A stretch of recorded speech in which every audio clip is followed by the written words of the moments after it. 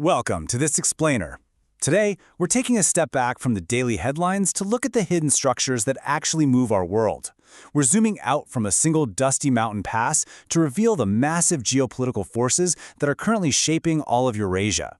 It's the hidden geopolitics of military supply lines and how the sheer logistical demand of moving military supplies can literally redraw the global economic map.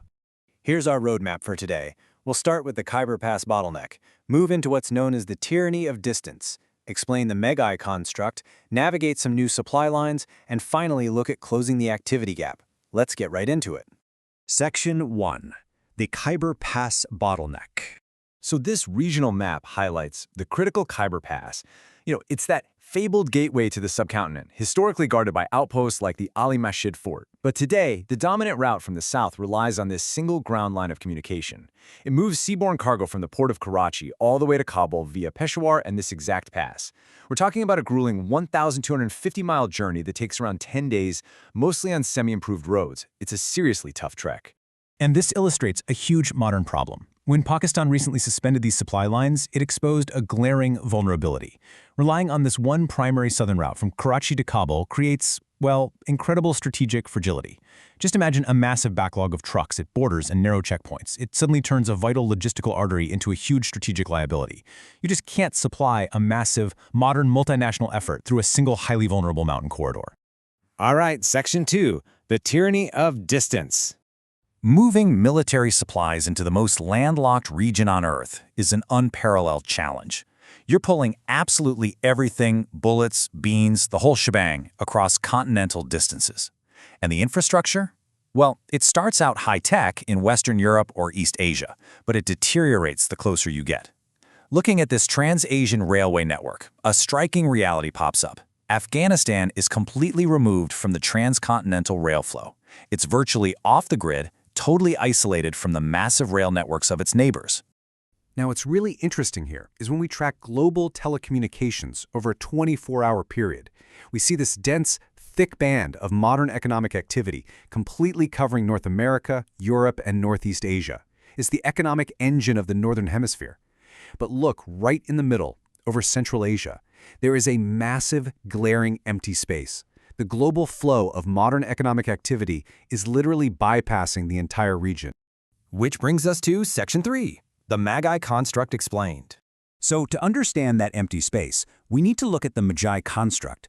This is a fascinating concept detailed in a Center for Strategic and International Studies report. The acronym stands for the intersection of the modern activity gap, the MAG, and the arch of instability, the AI. It basically describes how two post-Cold War strategic realities are converging right now over Central Asia, creating incredibly complex transcontinental tensions. On the left, we have the modern activity gap. This acts as a literal barricade to global economic flow, squeezed by the massive economic juggernauts of Europe and China pushing inward. On the right, pressing against it, is the arch of instability, a vast zone of volatile conditions stretching all the way from the Middle East to South Asia. The Megai construct reveals exactly where these two zones overlap. Right in the middle of this economic void sits a concentrated region of profound geopolitical volatility. To understand that volatility, strategists neutrally model this instability by tracking a variety of deeply rooted geopolitical factors. They're looking at things like the prevalence of ungoverned areas and the illicit drug trade. They measure the economic fragility of single commodity economies, nations entirely dependent on just oil or gas. They analyze demographic pressures like youth bulges combined with high unemployment and extremist agendas seeking to overthrow regional governments. Throw in a lack of democratic institutions and constant border disputes, and you get a highly unpredictable environment. These aren't just abstract ideas, they're the root causes of our daily global headlines. Moving on to Section 4, navigating new supply lines. So, to bypass those immense challenges in the south, military planners had to look at all points of the compass. Comparing the options reveals a pretty stark choice. The traditional southern route via Pakistan is physically shorter, sure, but highly vulnerable to disruption, border backlogs, and security threats. The alternative? The emerging Northern Distribution Network, or NDN.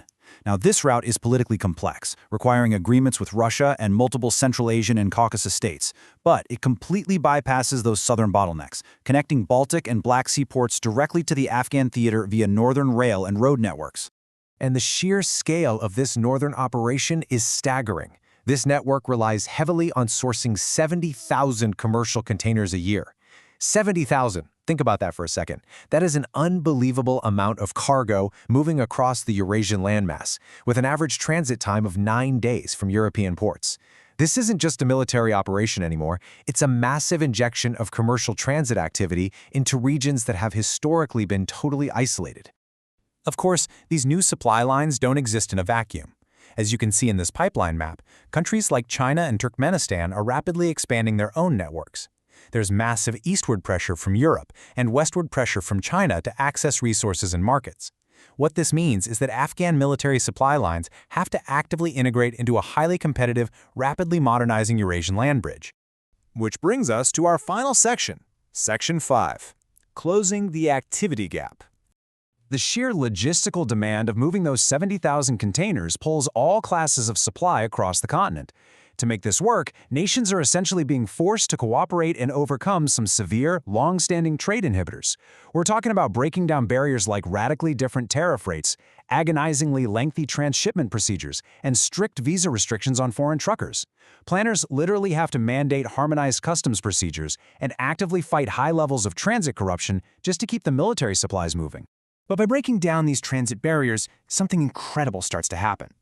The CSIS report provocatively suggests that, quote, Afghanistan might well become what Kansas City was to the United States as it moved to close its own MAG in the mid-1800s, end quote. Think about that comparison for a minute. Instead of viewing Afghanistan just as an isolated, landlocked dead end, this perspective envisions it as the central, bustling distribution hub of all Eurasia, connecting the massive economies on its borders. And this brilliantly illustrates how that could happen. By utilizing and demanding extensive, reliable infrastructure, like the Afghan ring road shown here, the logistics of military supply are essentially forcing connectivity.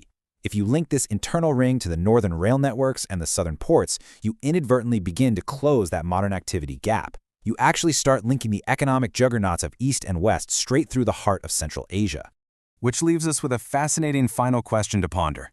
Could the sheer, unrelenting necessity of military supply lines, the need to pull 70,000 containers across the Earth's most difficult terrain, actually be the catalyst that rebuilds the modern Silk Road?